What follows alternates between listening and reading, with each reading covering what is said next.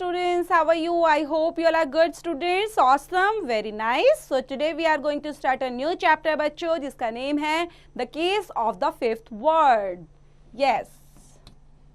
So let's begin with warm up students. Yes. Cyclopedia Brown is a young boy who lives in Edaville, USA. His father is one of the chief police. In spite of being so young, he often helps his father solve mysteries that even the police find it difficult to solve. Their discussions are generally held at the dining table. Read this story to find out how the Wonder Boy solves a case that has been troubling his father. So yes बेटा, यहाँ पर नाम दिया है cyclopedia brown. एक young boy का नाम है, छोटा बच्चा है बेटा जो कहाँ पे रहता है, एंडेविले. ओके, एडेविला में यूएसए के अंदर रहता है. उसके जो फादर हैं बच्चे चीफ ऑफ पुलिस हैं. तो बहुत सारे केसेस कई बार ऐसे आ जाते हैं कि उसके फादर को वो मिस्ट्री सॉल्व आउट करने में प्रॉब्लम होती है, डिफिकल्टी होती है, और वो जो यंग बॉय है वो अपने फादर की हेल्प करता है उन मिस्ट्रीज को सॉल्व करने में. तो ये जो डिस्कशन है आज जनरली हेल्ड होता है एक डाइनिंग टेबल पर, जिसके अंदर हम देखेंगे क्या एक केस है, क्या स्टोरी है, और जिसके अंदर क्या मिस्ट्री ऐसी आ गई जो छोटे बच्चे ने अपने फादर की हेल्प करते हुए उस मिस्ट्री को, उस केस को सॉल्व कर दिया, जिसको फादर को प्रॉब्लम हो रही थी, ट्रबल हो रहा था उसको सॉर्ट आउट करने के लिए. यस बच्चे, तो स्टार्ट करते हैं. साइक्लोपीडिया's father was chief of police. Everyone thought that he must be the smartest police chief in the country. Chief Brown was smart and quick. He didn't sit around and worry. Then he came up against a case he couldn't solve. He acted at once. He cleared his desk, put on his hat and went home to dinner. Cyclopedia solved the case for him before dinner was over. Chief Brown would have liked to tell everyone about his only child. But who would believe him? Who would believe that the best detective alive was a fifth grader? So he said nothing. Then बेटा साइकोपीडियाज के जो father थे वो हमने बात की ना, वो क्या थे बेटा, चीफ ऑफ पुलिस थे. तो सभी को पता था और सब जानते थे, ये सोचते थे कि वो सबसे स्मार्टेस्ट पुलिस चीफ है कंट्री के अंदर, सबसे स्मार्टेस्ट. और चीफ ब्राउन वो स्मार्ट एंड क्विक है. ठीक है, चीफ ब्राउन कैसे हैं, वो थे स्मार्ट एंड क्विक. अब वो जो कहीं पर भी बेटा उनके आगे ऐसा कोई केस आ जाता था जिनको उनको सॉल्व करना होता था, सॉल्व नहीं कर पाते थे, तो वो आराम से बैठते अपनी सीट पर, अपना हैट रखते और आराम से टेबल पर बैठते हुए, then he cleared his desk, अपने डेस्क को क्लियर करते हुए, अपने हैट को वहाँ पर रखते हुए और डिनर पर चले जाते और साइकोपीडिया सॉल्व कर देता उस केस को उनके आगे before dinner was over. Okay, dinner खत्म होने से पहले ही. तो ऐसा आप सोच सकते हो कि ऐसा हो सकता है चीफ ब्राउन ने, जो चीफ ब्राउन है would have like to tell everyone about his only child. उन्होंने बताया तो सही, लेकिन सबके आगे जैसे बता रहा था तो कौन बिलीव करेगा, क्योंकि सब तो यही मानते थे ना जो चीफ ऑफ पुलिस हैं, उनके जो फादर हैं वही ऐसा करते हैं, तो सब ऐसा ही सोचते थे. तो वो अपने बेटे के बारे में किसी को बताते थे, कोई जनरली बिलीव ही नहीं करता था. Who would believe that the best detective alive was a fifth grader? So he said nothing.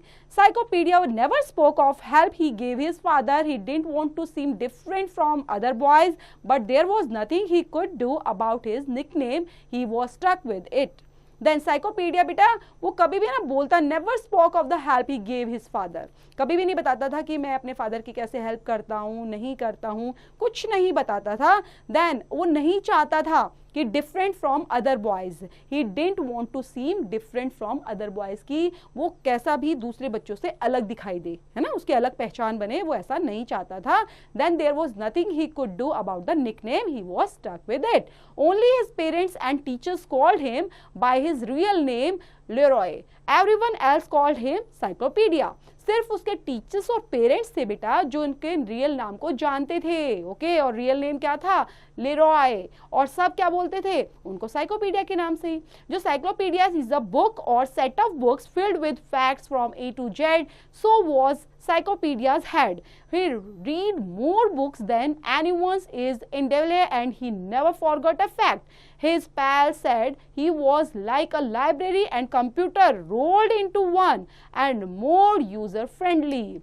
Then यहाँ पर बेटा जो साइक्लोपीडिया था वो क्या है, is a book or set of books filled with facts, जो हमेशा फैक्ट्स से भरी हुई थी, A to Z, जैसे उसको सब कुछ पता था, उसके माइंड में था सब कुछ, वो जो भी पढ़ता था, मोर बुक्स और एनीवन, जितने भी चीजें वो पढ़ता था उसके फैक्ट्स सारे माइंड में ही रहते थे। ऐसा लगता था वो क्या है, library and computer rolled into one, कि लाइब्रेरी कंप्यूटर सब कुछ उसके एक माइंड में आ चुका है, एंड मोर यूजर फ्रेंडली, और वो कैसा है, बिल्कुल उन सब चीजों के लिए काफी फ्रेंडली है, उसके लिए एक चुटकी, एक बाएं हाथ का काम है उनको सॉल्व करना।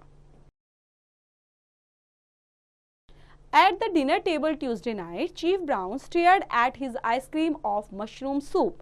Cyclopedia and his mother knew what that meant. He had a mystery he could not solve.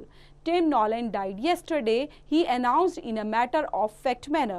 That name is familiar, Mrs. Brown said. Wasn't it mixed up in a jewelry robbery a few years ago? Dinner table पर बेटा Tuesday की night थी और chief brown आराम से देख रहे थे, किसको देख रहे हैं, क्रीम, ओके, जो यहाँ पे रखी थी क्रीम ऑफ मशरूम सूप, उसको देख रहे थे। देन साइक्लोपीडिया और उसकी मदर है, उनको पता था, न्यू व्हाट दैट मीन, कि इसका क्या मतलब है, वो देख रहे हैं क्रीम ऑफ मशरूम सूप को देख रहे हैं। जब कोई चीज़ ऐसे बहुत ध्यान से एक चीज़ पर नजर रखे तो उनको समझ में आ गया था कि कुछ ना कुछ प्रॉब्लम है और उनके पास एक मिस्ट्री जिसको सॉल्व नहीं कर पा रहे थे। Then Tim Nolan dead yesterday, और वो किससे रिलेटेड मिस्ट्री थी बेटा, टिम नॉलन से रिलेटेड थी, जिनकी कल मृत्यु हो गई थी, और उन्होंने announced in a matter of fact manner में अनाउंस किया था। उनका जो नेम था, that name is familiar, Mrs Brown said, okay, Mrs Brown बताती है उनको कि उनका जो नेम था वो फैमिलियर था। And wasn't he mixed up in a jewellery robbery, और वो क्या था, किस मेन मैटर जो था बेटा, वो किस मैटर में मिक्सअप था, ज्वेलरी रॉबरी के केस में, a few years ago, जो कुछ साल पहले हुई थी। 5 years ago, Chief Brown replied, 2 masked men held up the Diamond Mart on 6th Avenue.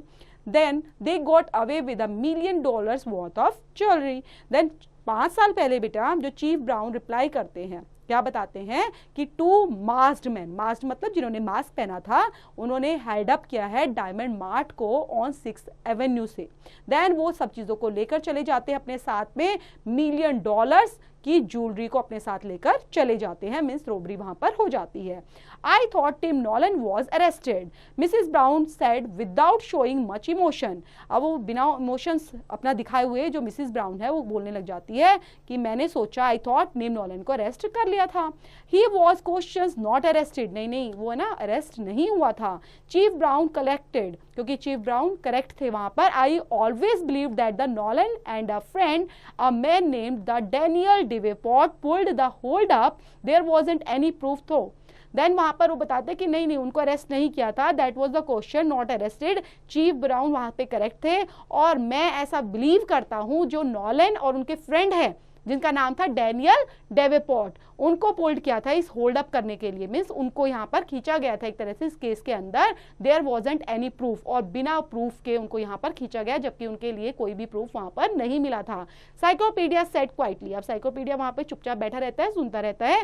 He knew his mother and father was discussing the case of his benefit, कि वो कोई case है और उससे रिलेटेड अपना दिमाग दौड़ा रहे हैं, उसको सॉल्व आउट करने की कोशिश कर रहे हैं, वो आराम से उनकी बातों को सुन रहा था। His father field in the facts, उनके फादर जो है वो इसी फैक्ट्स पर बात कर रहे थे।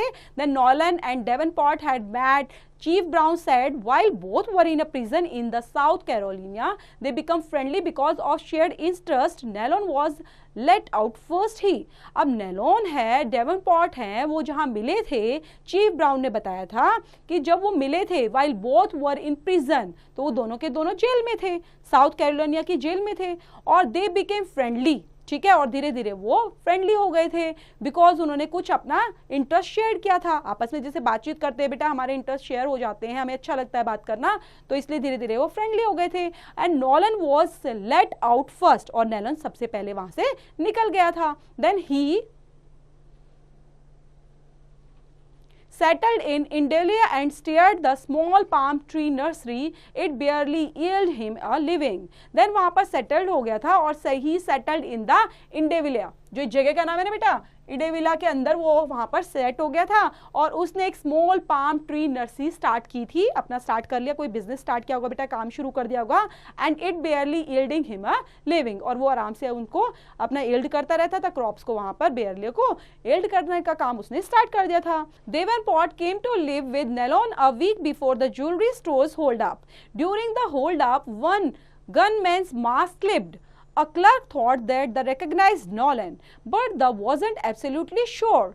I remember now, Mrs. Brown said the clerk refused to testify against him, and no trace of the stolen jewelry ever turned up. देन डेवनपोर्ट था वो फिर आदमी बाद में आया बेटा। डेवनपोर्ट जब आया रहने के लिए नेलोन के पास आ गया था। अब नेलोन के पास आया तो एक हफ्ते पहले ही, a week before, jewellery store hold up, okay, jewellery store को होल्ड अप कर लिया गया था। लेकिन जब होल्ड अप किया गया था तो वहां पर जो वन गनमैन था उसका मास्क क्लिप हो गया था, मास्क उतर गया था। तो जो वहां पे क्लर्क थे उसने उसको रिकॉग्नाइज कर लिया था और पहचान लिया था कि ये तो नॉलन है, but she wasn't absolutely sure, और मुझे लगता है कि वो शायद इस चीज के लिए श्योर नहीं थी। आई रिमेंबर नाउ, मुझे ये भी याद है जो मिसेस ब्राउन बताती है, the clerk refused to, okay, और क्लर्क ने ये भी मना कर दिया था टेस्टिफाई करने के लिए, उसके अगेंस्ट में टेस्टिफाई करने के लिए मना कर दिया था।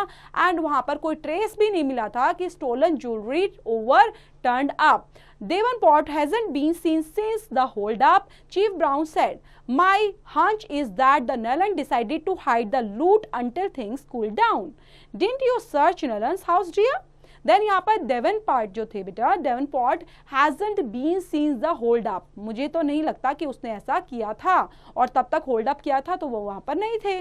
चीफ ब्राउन इस तरह से बताती है, देन जो मेरा हंस था बेटा, my hunch is that the Nolan decided to hide the loot, कि कहीं ना कहीं नॉलन ने डिसाइड किया होता जो लूट का सामान था, जो भी उन्होंने लूटा था, अंटिल थिंग्स कूल डाउन, कि जब तक मामला ठंडा नहीं होता तो वो उनको छुपा कर रख सकते हैं। Didn't you search Nolan's house dear, क्या तुमने नॉलन के घर की तलाशी ली है? I got a court order the morning, Mrs Brown said, officers Louis and the Malone just about took Nelon's house apart, they didn't find one piece of the stolen jewelry. हाँ ऐसा हुआ है, I got the court, मैंने है ना आज court से order लिया था मॉर्निंग के अंदर ही, देन वहाँ पे पूरा तलाशी हुई है, लेकिन कोई भी ऐसा कोई चीज़ मिली नहीं है, कोई ऐसा ज्वेलरी का पार्ट नहीं मिला है, कोई पीस नहीं मिला है जिससे हमें पता चले कि हाँ वहीं पर वो सामान रखा गया है, यहाँ नेलोन ने चोरी की है।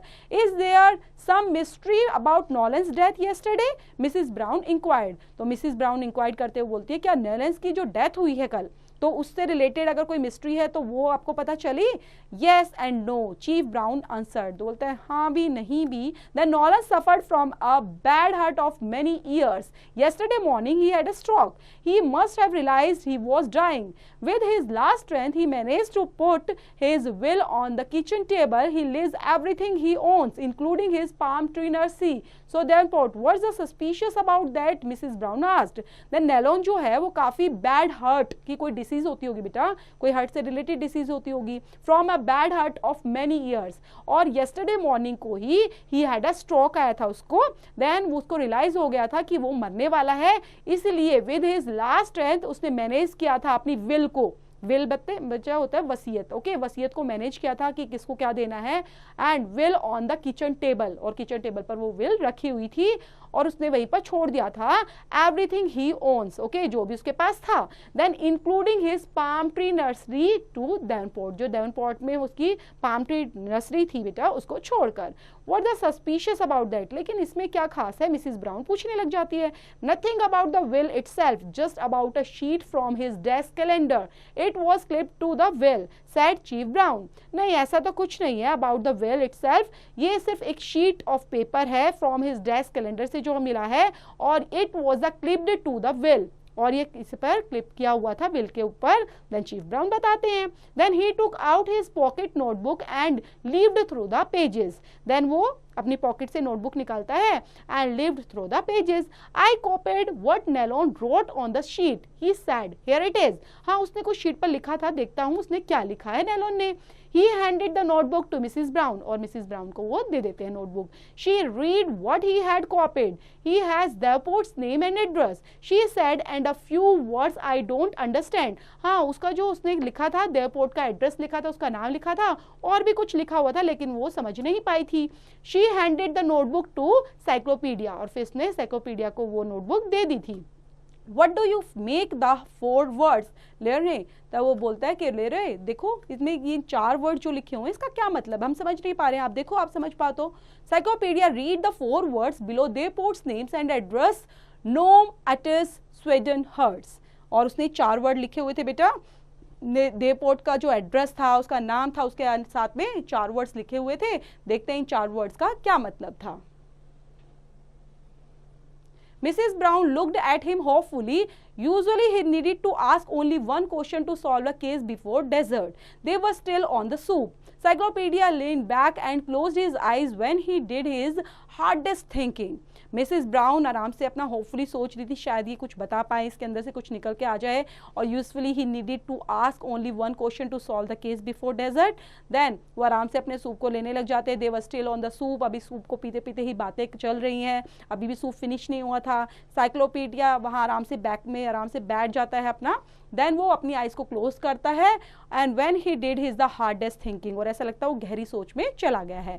After several seconds he opened his eyes and asked his question. Then कुछ मिनट के बाद ही उसने अपनी आंखें खोली और अब कुछ क्वेश्चंस स्टार्ट कर दिए पूछने. Is there a young fir tree is a Mr Nelon's palm tree nursery?